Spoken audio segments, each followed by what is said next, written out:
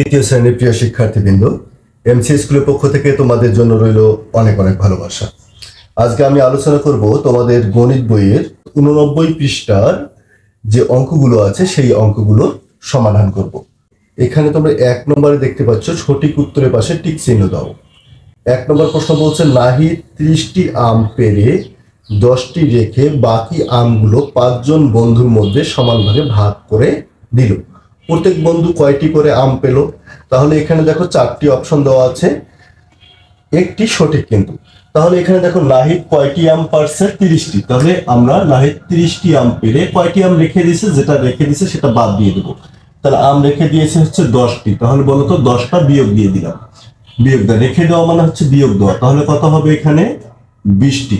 এই 20টি আম কি করছে? 5 জনের মধ্যে ভাগ করে দিচ্ছে। তাহলে কয়জনের মধ্যে ভাগ করে দেবে? 5 জন। তাহলে 5 দ্বারা ভাগ দাও। তাহলে বলো তো কত হবে? 4 5 কত? 20 বা 20। এখানে দেখো 0। তাহলে উত্তর কয়টি বলো তো? 4টি। তার মানে উত্তর হবে তোমাদের খ নম্বরটা। উত্তর হচ্ছে খ নম্বরটা 4টি। বুঝতে পারছো? এবার 2 নম্বর দেখো, তুমি বাবার কাছ থেকে 150 টাকা, মায়ের কাছ থেকে 60 টাকা নিয়ে 3 জন বন্ধুকে খাতা ও কলম কিনে দেওয়ার জন্য সমান ভাগে ভাগ করে দিবে। তাহলে দেখো তুমি বাবার কাছে নিছো কত টাকা? তুমি তোমার বাবার কাছে নিছো হচ্ছে 150 টাকা, আর মায়ের কাছে নিছো কত? 60 টাকা। তাহলে মোট কত টাকা নিয়েছো? তাহলে আমরা যোগ করে দেবো। তাহলে কত? 0 5 6 11 1 হাতে হচ্ছে 1 1 1 2 বড় 210 টাকা। এবার কয়জনের মধ্যে ভাগ করে দিয়েছো? 3 জনের মধ্যে। তাহলে 3 দ্বারা আমরা ভাগ দেবো। তাহলে 3 জনের মধ্যে যেহেতু ভাগ করে দিয়েছি, 3 দ্বারা ভাগ দেবো। তাহলে এখানে দেখো কত হচ্ছে? 3 7 21। তাহলে এই শূন্যটা এখানে দিয়ে দিলাম। বুঝতে পারছো? তাহলে কত টাকা বলো তো? 70 টাকা। তাহলে উত্তর দেখো এখানে কত টাকা? 70 টাকা। তাহলে উত্তর হচ্ছে গ নম্বরটা। উত্তর হচ্ছে গ নম্বর 70 টাকা। বুঝতে পারছো? 2 এর হচ্ছে গ নম্বর 70 টাকা। তাহলে 70 টাকা তোমার ঠিক চিহ্ন দিয়ে দিবা।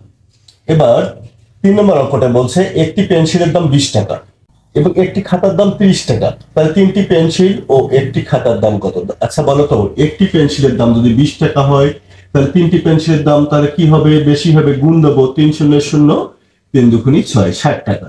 তাহলে 3টি পেন্সিলের দাম দেখো এখানে 60 টাকা। একটি খাতার দাম কত? একটি খাতার দাম 30 টাকা। বলো তো 60 আর 30 যোগ করো, তাহলে মোট কত টাকা হবে? 90 টাকা। তাহলে উত্তর হচ্ছে এখানে দেখতে পাচ্ছ ঘ নম্বরটা। ঘ নম্বর 90 টাকা। তাহলে এটা হচ্ছে আমাদের উত্তর। 4 নম্বর কি বলছে? 1 ডজন ডিমের দাম 120 টাকা হলে 4টি ডিমের দাম কত? আচ্ছা, 1 ডজন ডিম। তাহলে 1 ডজন ডিম বলতে কয়টি? তাহলে 1 ডজন হচ্ছে 12টি। তাহলে 12টি ডিমের দাম, 12টি ডিমের দাম 120 টাকা। 12টি ডিমের দাম হচ্ছে 120 টাকা। বলতো একটি ডিমের দাম কত হবে? কম হবে। তাহলে ভাগ দেবো, 120 ভাগ 12। তাহলে 12 দ্বারা 120 কে যদি ভাগ দিই, তাহলে 12 কে 12 0। তাহলে কত বলতো? একটি ডিমের দাম হচ্ছে 10 টাকা। একটি ডিমের দাম 10 টাকা। তাহলে বলতো 4টি ডিমের দাম কত হবে? তাহলে 4 দ্বারা গুণ দেবো। তাহলে কত? 4 10 40 টাকা। উত্তর হবে 40 টাকা, অর্থাৎ গ নম্বরটি। তাহলে গ নম্বরটি উত্তর হবে 40 টাকা। আশা করি বুঝতে পারছো তোমরা। এবার 5 নম্বর দেখো, বলছে 6টি গাছ প্রতিটি 8টি করে আম পেড়ে 4 জনের মধ্যে ভাগ করে দিলে গাণিতিক সমস্যা। তাহলে 6টি আম, তাহলে 6টি আম, তাহলে প্রতিটি গাছ থেকে কয়টি করে পারছে? 8টা করে। তাহলে গুণ হয়ে যাবে। তারপর কয়জনের মধ্যে ভাগ করে দিয়েছে? 4 জনের মধ্যে ভাগ করে দিয়েছে। তাহলে দেখো ওখানে উত্তর হচ্ছে ঘ নম্বরটা। ঘ নম্বরটা উত্তর। ঘ নম্বরটা আমরা ঠিক চিহ্ন দেব। এরপর 6 নম্বরটা তোমরা দেখতে পাচ্ছ। 6 নম্বর কি বলছে? 6 নম্বর বলছে, রাইসা তার 5 বন্ধুকে 4টি করে চকলেট ভাগ করে দিল এবং 2টি নিজের জন্য রাখলো। বলছে তার কাছে কয়টি চকলেট ছিল? তাহলে দেখো কয়জনকে ভাগ করে দিছে? রাইসা 5 বন্ধুকে 4টি করে চকলেট ভাগ করে দিয়েছে। কয়জনকে? 5 জনকে 4টি করে চকলেট ভাগ করে দিয়েছে। তাহলে এখানে রাইসা 5 বন্ধুকে 4টি করে চকলেট ভাগ দিয়েছে।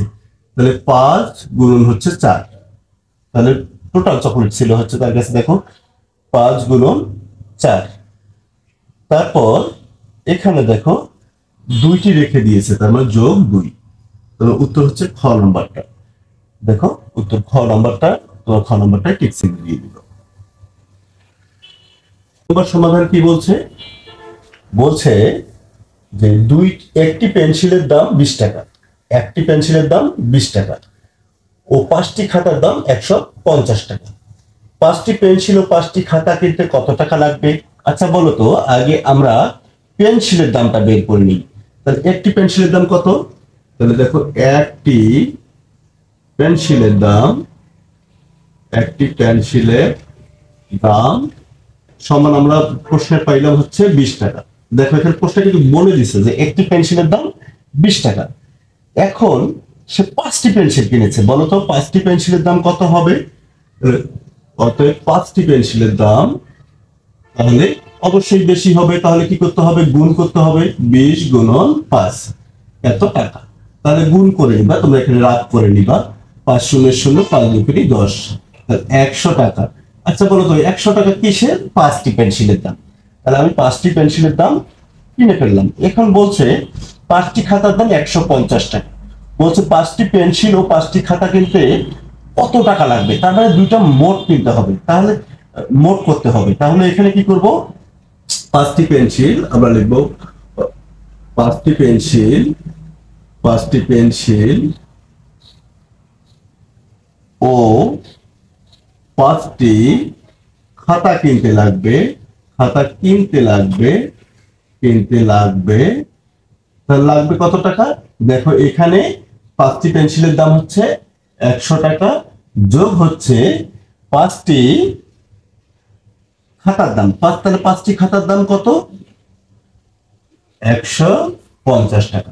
এখন দুইটা তোমরা যোগ করে দাও। তোমরা যোগটা এখানে রাখ করে, যদি রাখ করে এখানে লিখে দিও 0 5 এখানে 2। বলো তো কত টাকা লাগলো? তাহলে 5টি পেন্সিল ও 5টি খাতা কিনতে মোট টাকা লাগবে হচ্ছে 250 টাকা। আশা করি তোমরা অঙ্কটি বুঝতে পারছো। এখানে তাহলে উত্তর হবে আমাদের কত বলো তো? উত্তর হবে 250 টাকা। এই ছিল তোমাদের 2 নম্বর অঙ্কের সমাধান। 3 নম্বর অঙ্কে বলছে একটি বই ও 3টি কলমের মূল্য একত্রে 95 টাকা।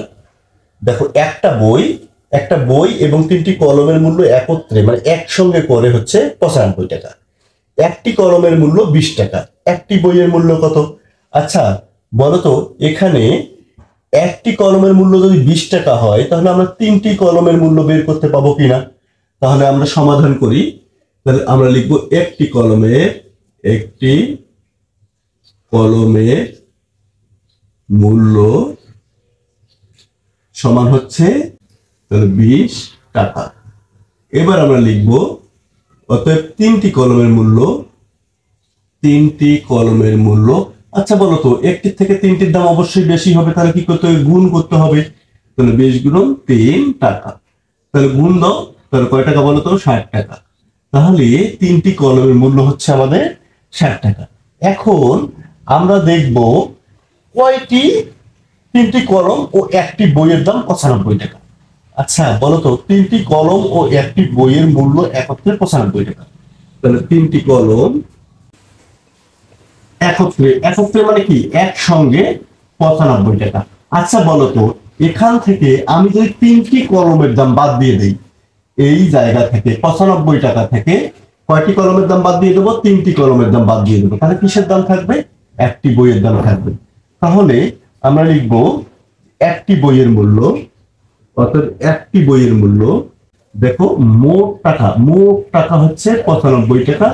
মোট টাকা থেকে আমি কলমের দামটা বাদ দিয়ে দিলাম। কলমের দাম হচ্ছে 60 টাকা, 60 টাকা বাদ দিয়ে দিলাম। তাহলে দুইটা জিনিস এখানে আছে, একটা হচ্ছে বই, একটা হচ্ছে কলম। তাহলে যদি কলমের দাম বাদ দেই, তাহলে বইয়ের দাম থাকবে।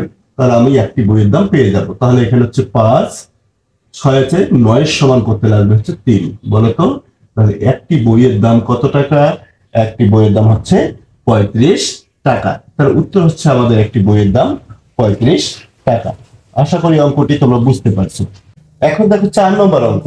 4 নম্বর অঙ্কে বলছে একটি তাকে 42টি বই রাখা আছে, এরূপ 2টি তাক ভর্তি বই আছে, এছাড়া আরো 8টি বই আছে। তাহলে মোট কতগুলো বই আছে? মনে করো যে এইটা একটা তাক, তাকে কয়টা বই আছে? একটি তাকে বই আছে হচ্ছে 42টি। এখন তোমাকে আরো এরকম একটা তাক দেওয়া হলো, বলতো এখানেও বই আছে 42টি। মোট কতটি বই আছে? দেখো এরকম দুইটা তাকে, একটা তাকে 42টা আর একটা তাকে 42টা বই দেওয়া আছে।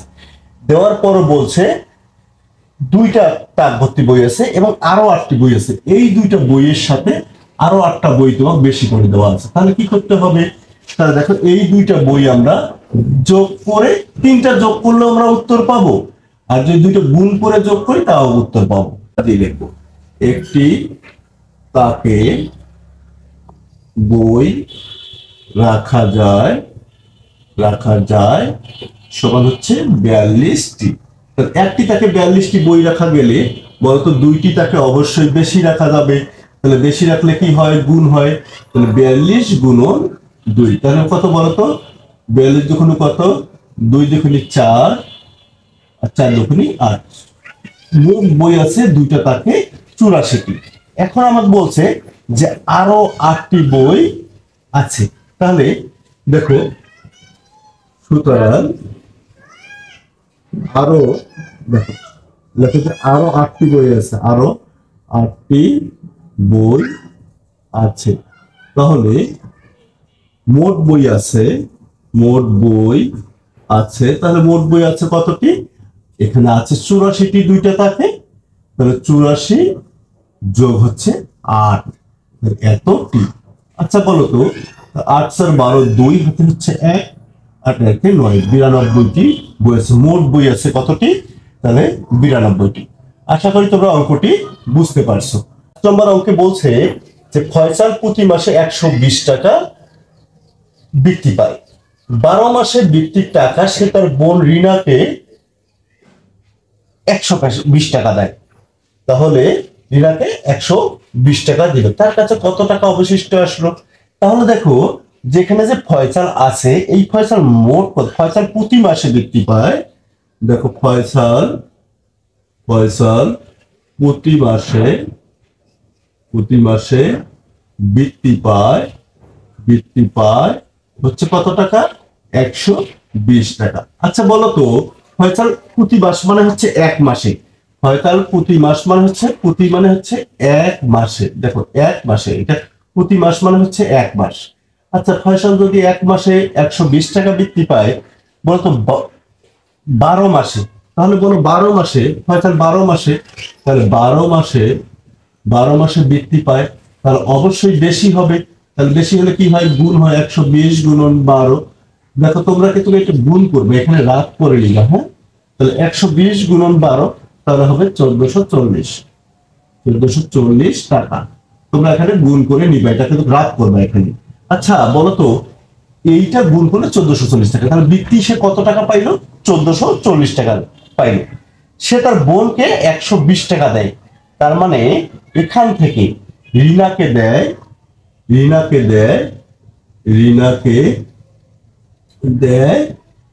120 টাকা। কাকে দিল? তার বোন রিনাকে দিল হচ্ছে 120 টাকা। এখন বলছে তার কাছে কত টাকা অবশিষ্ট আছে। তাহলে এই টাকা থেকে যদি তুমি 120 টাকা কাউকে দিয়ে দাও মানে বাদ দিয়ে দিতে হবে, তাহলে এখানে বিয়োগ করতে হবে। তাহলে সুতরাং তার কাছে অবশিষ্ট থাকবে, তার মানে ফয়সালের কাছে, তার কাছে অবশিষ্ট থাকবে, তাহলে অবশিষ্ট থাকবে হচ্ছে কত বলতো? 1440 বিয়োগ হচ্ছে 120। তাহলে বলতো এখানে বিয়োগ করলে কত হবে? 0। তারপর 2 আছে 4 সমান 2, 1 আছে 4 সমান 3, 1 এর 1, তাহলে কত হলো? 1320 টাকা। তার বোনকে 120 টাকা দেওয়ার পর তার কাছে থাকবে হচ্ছে 1320 টাকা। আজকের ক্লাসটি এই পর্যন্তই। 89 পৃষ্ঠার যে অঙ্কগুলো আছে, আমি 89 পৃষ্ঠার অঙ্কগুলো সমাধান করলাম। এখানে যদি কোনো অঙ্ক না বোঝো অবশ্যই তোমরা কমেন্ট করে জানাবে। সবাই ভালো থাকবে, সুস্থ থাকবে এবং অবশ্যই মনোযোগ দিয়ে পড়াশোনা করবে।